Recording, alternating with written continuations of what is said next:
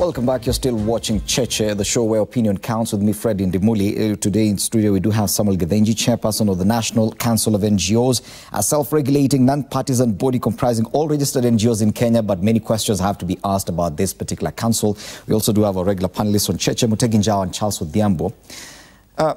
The mandate of the National Coordination Board, the NGO Coordination Board, whose executive director is Fazul Mohammed, the mandate is to maintain the register of national and international NGOs operating in Kenya with the precise sectors, affiliations and locations of their activities, to receive and discuss the annual reports of NGOs, to advise the government on the activities of the NGOs and their role in national development within Kenya, to conduct a regular review of the register, to determine the consistency with the reports submitted by the NGOs and the Council, to provide policy guidelines to the NGOs for harmonizing their activities, to receive, discuss and approve the regular reports of the Council.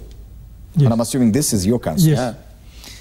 And to advise on strategies for efficient planning and coordination of the activities of the NGOs, to develop the publish a code of conduct for the regulation of NGOs, to prescribe rules and procedures for the audit of the accounts of NGOs. I've not seen anywhere here where they've been given a mandate to actually probe, investigate. I've seen publishing code of conduct, prescribing rules and procedures. Is that board allowed to investigate? Well, yes. Let me refer you to.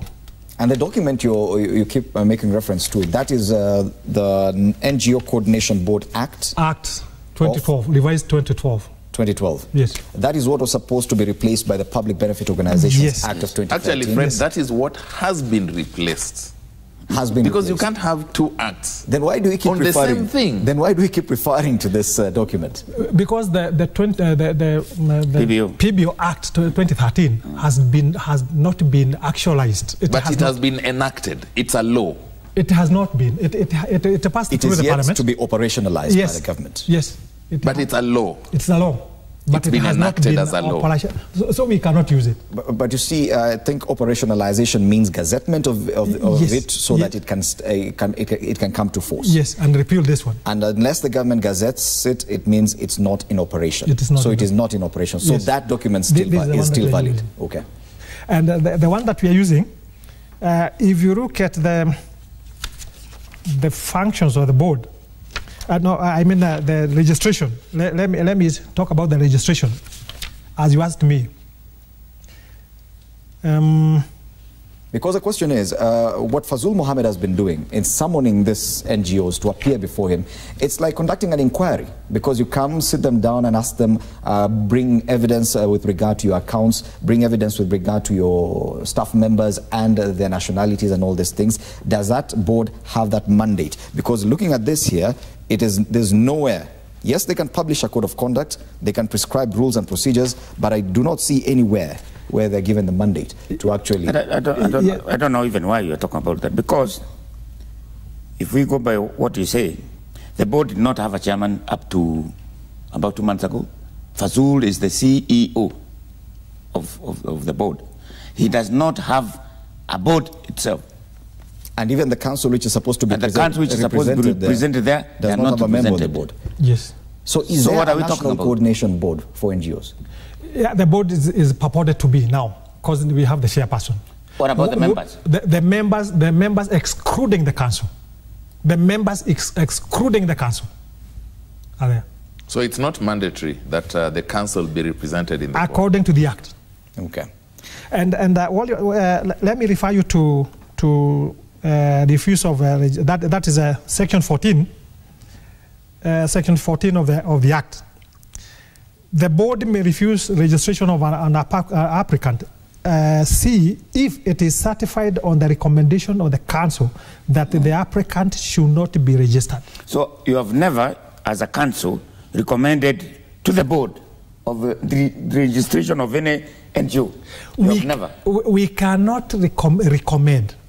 We cannot recommend if that is not requested. It is now the board to request, it is mandatory So it is the board to say, before we register you, to put the conditions. For you to be registered, bring this document. They bring this document. It is not actually the other part, for me just to go to say, because I don't do the registration. But if that document is not requested by the one who is doing that, do you think that member will come to me? Okay. But what is the procedure if at all any NGO registered under your council goes rogue or commits an offense? Because you say you are self-regulating. In fact, one of your mandates is self-regulation of NGOs. What if as a council you realize that one of our members is going against the law? What is the procedure? What happens next? Okay, fine. Well, let me also refer you to the Act. And this is a section 16 of the Act. And this is the cancellation of the certificate of a registered NGO. That the board may cancel a certificate issued at this part, if it is certified, subsection C, if it is certified, the council has submitted a satisfactory recommendation for the cancellation of the certificate. So this has to originate from the council? Yes. So have you recommended the cancellation of certificates for any registered NGO in the last 6 months? Well, not even last 6 months, even 3-4 years. We have not. We just wake up in the morning and see from the newspaper that so and so is. Then, Mr. Gavinji, then you're moribund, because so Fazul Mohammed is acting with total disregard with all the powers. With all the powers, doing whatever. In fact, he can even wake up this morning. You can see me on the TV here. Because I'm registered. No. I don't blame Fazul. I blame the council, because the law is there. We remember when Kareida was here, the government spokesman. We had discussed about that PPO Act and the reason why it hasn't been implemented. In fact, he suggested, Hofkav, that the reason is because some NGOs get money outside without accountability. Some money which can go to terrorists may come through NGOs, and probably come through NGOs. And because of security, the government decided to hold us to that act. Yes. So if you have a council like this one, which has all the mandate according to the law, and they do nothing about it. They may have the money, but do they have the capacity to even... We don't have the capacity. We don't have the capacity. Rukia. Then why are you there? Rukia, I'm taking. The act is there. They are actors. We have the actors. So we have the law, a very good law. But we have the actors, the implementers of the law. If the implementers of the law, how do you expect the law to act? How do you explain the failure by your council to actually self-regulate? How do you even conduct the self-regulation? How do you know that one of your members is committing an offense? Do you even have a framework, an institutionalized framework of going through some of these investigations? In fact, we have the code of conduct, which is actually very good. But now, Rukia, as much as we have a good code of conduct, and once this fraternity has come together and it become intact, as according to the act, and it cannot come together, if it is not mandated to even forced to be. In another word, all am I saying? This act says that we have to file annual returns. Do you make return to the NGO board? To the NGO board. Do you make return to the board? Yes. I'm coming there. Every NGO has to make a report to the NGO board yearly, and that report, according to this act, has to be accompanied by a report from the council. If now Motegi now files his returns to the NGO board, and he is not requested to submit the report from the council, do you think he will come to where I am? Do the NGOs file? Are the NGOs filing reports to the council? Not many. Not many. And there's nothing. And there's nothing you can do about it. So then, much as we appear to be blaming the government for not operationalizing the PBO Act. It's clear that the government has realized there's a vacuum, and because they're the ones responsible for security of the country and everything else, they have to act in a manner they feel is going to protect the country because of your failure as a council. Yes. Yes. Why is it happening so? Why is it happening so? You're in agreement with what Charles has just said? Partly, yes. But it is happening so because the act is not followed. Because if the council, according to the act, is mandated to give a finding of an NGO, of a particular NGO, for example, let's talk about those that are in the public domain, like that one of Kurangu Sauti Yangu. If there could be a way, because the board will not be able to follow those people what they are doing, because that is the work of the council. If it is mandated, if it is put to to come to where to the council. If it is the council, now give me the report of the council. I could have known that this NGO is getting money from so and so, is operating from whichever corner. This is what they have spent. We need to have a file of every NGO either. But now for so doing, it is completely true that if the NGO fraternity comes together, there is that fear that it can do whatever evil to the government. That is very true. But it is also very good for us to be together, because that is the time that we can advise the government that this rogue NGO is doing 1, 2, 3. Are you a trade union? No. Bwana Githinji, you have admitted that your council has totally failed to regulate NGOs. You've admitted that very few of your members file reports to you, yet it is a requirement that they do, even as they file to the NGO board. Yes. Don't you think you're admitting as well that your failure is what has forced the government and probably the NGO board to rise up and take over your mandate because you're not carrying it out? Yeah. Well, for sure, we are doing all what is possible. We are going to our members. But when it comes to the membership, with this country, any membership body survives by the membership fee. It's not. And to pay out is not as easy as receiving. So are you admitting that there's a problem with funding for the council? Funding. Do you see supposed to fund you? We have funders like USAID, To do what? This is interesting. Since you are not carrying out your mandate, why would they continue funding you? No, we are carrying our mandate. You are not carrying your mandate because you don't. It's only the governance, only of the side of governance. Because like now, there has been elections. We had observers. We had educators all over in the country. We were doing this.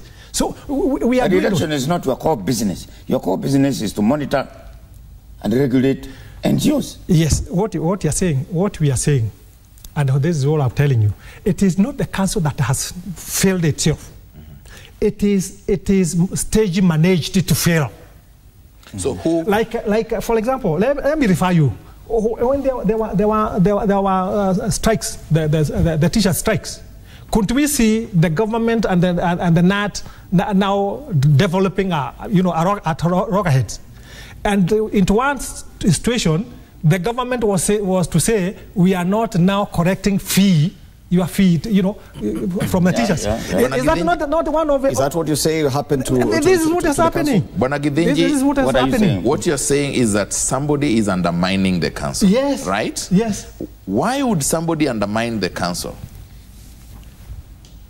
The reason, there are many reasons, but one is that when that body is strong enough, it can with that number of members, it can do much harm according to somebody's thinking. Why not think positively that it can do great work? More good. Well, not really. Yes, and even looking at some of the texts coming in on 22422, because the issue is the same. There's someone from Nyamira who says we have an NGO known as, let me not mention it here, that has cheated people to register with more than 3,000, 4,500. These are some of the complaints that should be addressed to the council. Yes. But it appears like the council is not there. Someone says the NGO council is dead. There are 5 factions, each with a chair. Very weak. I had money to salvage the council. I do not know exactly who's that. He says he's coming back to organize a council. He says he's a former council chairman. My NGO is a member of the NGO council, and the problem is that there is a leadership squabbles in the council. Githinji and Cheboy should sit down and resolve the issue because the members in the grassroots have been in the dark since the departure of Mr. Kipkazi. Yes, more and more people complaining about the same thing within the council. It appears the main problem here is with the council and the leadership squabbles within the council. That is why the NGO Coordination Board has decided to take up your mandate. Now look here, Mr. Idimuri. The leadership squabbles, as you are putting it. Now, who is now to implement that? If we are under the ministry, and I told you, I have already said that we cannot arrest Githinji or even Cheboy because of imposition. But if I report the matter to the authority, it is the authority to look into that and say who is who and who is who to be. So you're just one of the 5 chairmen of the council? Not actually the 5. We are not 5. These are, the one who is talking about the 5. We are talking of maybe the wrong Maduri, the driver. We have somebody somewhere else. We have those people. But what you are saying, we have the office. We have one office. We just have one office. What is it? And who sits in that office? It's me. Who elected you? The members. When? 2014. And when does Cheboy come in? Cheboy is a member from North Rift. But now last year he thought of maybe becoming the chairman through his ways. Okay. So you were elected in a general meeting for the council? Yes. What does the law say about the frequency of these general meetings? How frequently should they be held? 3 years. In fact, we ought to have the elections this year. This year, before the end of this year, we're in November already. Yes. So when are you having the annual general or the general meeting for the council? Actually, we ought to have it this year, but we are waiting for the court now to give us a date because of the case that is there. Okay. Yeah, we are waiting the court now to give us the date for the General Assembly. Wow. Interesting. Now, looking sorry, Fred. Yeah. I would be interested in making sure a body does not operate fully by creating chaos and disharmony in it for my own interest. Why would somebody, and I ask this question again, why would somebody create chaos in the council? You said there are many reasons. You gave one. Maybe somebody thinks they will do something bad. Mutegi asked you, why don't you think positively? So what are the other reasons? The reason of... You are asking why should somebody why would someone cause chaos? Yes. Cause chaos in the council? Yeah. The only reason is that the executive director or the board itself, the interest of the board itself, because somebody somewhere want to be to act alone, to be seen great, to do nothing more, because there is nothing that we are getting from the government. There is no kitty that is coming to the council from the government. But it comes from the members. What about the board? The board is financed by the government? Yes. So the council is financed by the members. By now causing chaos to the council has no proper reason why. Are you saying that right now as you speak, the council is totally unable because of the squabbles, because of the court case that you mentioned, the council is totally paralyzed and unable to carry out its mandate? Well, not permanently and not completely, because still we are in the office and we are doing... what are you able to do? What are you able to do right now? In fact, last year we were able to visit all the, to have all the meetings in all the regions of the whole of the country, to tell our people how to go about it. Remember, also according to this act, our rules and regulations are completely obsolete because they were made in 1995. You know, so they are also is also another very weak document that you know, it's also contributing to this to these problems. Mm-hmm. And we need to review it. And you've been in office for 3 years? Four and a half years? 1.5 years. Operating with rules and regulations that were created in the 90s, yes, that are moribund. You still call yourself chairman of a national council of NGOs. Among those who are before me. Bwana Githinji, with regard to what is happening to these NGOs that we are talking about currently, the ones that received a letter on Monday, the ones that were suspended, whose operations were suspended in August, what can what has the council done so far? Are you able to act on this matter? Because it is part of your mandate. You should have been the one complaining to the to the NGO Coordination Board. What are you able to do now with regard to what's happening to these NGOs? Well, it is not actually, the word is not complaining. The word, it is the council ought to have keep on giving the information and you know, of a particular NGO to the coordination board. For the board to function well, it is the council that could be given the information of a particular NGO. And remember, given by who? If somebody is receiving money from George Soros, 36 million shillings, and they want to use it to whatever they want to, and we have no access, we have no ability to know, so who will give you? Well, that is one of the problems that I'm saying. Because now, this, Rukia, when you tell somebody, the NGO, to come and you know, come to the member of the council, and then you follow where you get the money, like the one that you're mentioning, and I know what, then those big NGOs, we'll call them whatever name, they'll make sure that this is not working well. Because now, once I get the 10 billion, because it has happened, the NGOs has gotten much money, and I create a situation whereby you know, it will act a lot of heat, and I pay lawyers, like maybe taking the president to court for any reason, and I spent about 500 million.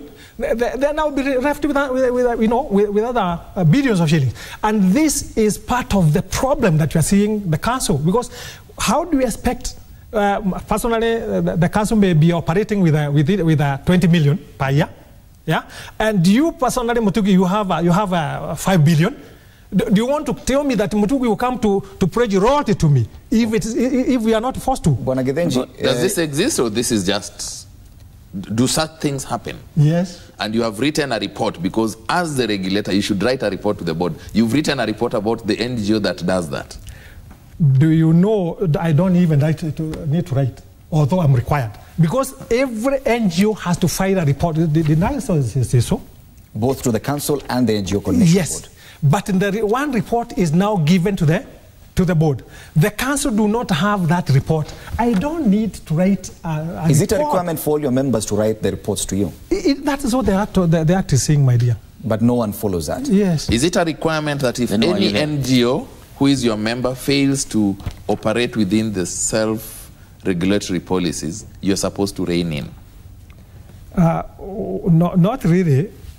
But when we are talking of filing returns, to the coordination board, and that return will be verified by the board to see the consistency of that report with the report that is coming from the council. How do you expect now that consistency from the council to come, whereas you did not tell the particular person to have a report from the council? Okay. Now, just before we go on a break, I've quoted Bwana Sami Cheboyo, who you say is not the bona fide chairman of the council, asking these NGOs to honor the summons to appear before the NGO Coordination Board, whose executive director is Fazul Mohammed. What is your position on that? Would you ask them to honor those summons as well? I may not. I don't need to tell them to honor. one thing as the chairman of the council, I don't need to tell them to honor the needy. However, Mr. Idimuli, these are not the first people for Fazul to deregister. This is not the first people. There were many others. But nothing has been done. You know, because it is halfway done, you are deregistered today, you go to court, you are reinstated tomorrow. You see, you know, there is no fruit of what Fazul is doing. So then, it's okay, there are no fruits. You're the chairman of the council. Some of your members have been summoned by the board. What Fred is asking is, would you tell them to go to the board if they said they're not going? I won't tell them to go. You would not Why? tell them to go? I will not tell them. You stand with them in their decision to fail to appear, to decline to appear, to honor the summons? Well, I would say they should not go to Fazul. To Fazul. Because now the system, the system that Fazul is using is like we're saying, two wrongs do not make right. Because now, if that NGO particularly has committed an offense, then Fazul also has committed an offense. Wow. So it doesn't exist anyway. Ladies and gentlemen, this problem appears to be deeper than we thought. It appears to be murkier than we ever imagined. You're watching Cheche. We're trying to dig deep into the murky waters of the NGO world. Speaking to Samuel Githinji, chairperson of the National Council of NGOs. Calls itself a self-regulating non-partisan body comprising all registered NGOs in Kenya, but that is not a fact because not all the members, as the chairperson puts it, are members of that council. We will be back after this break.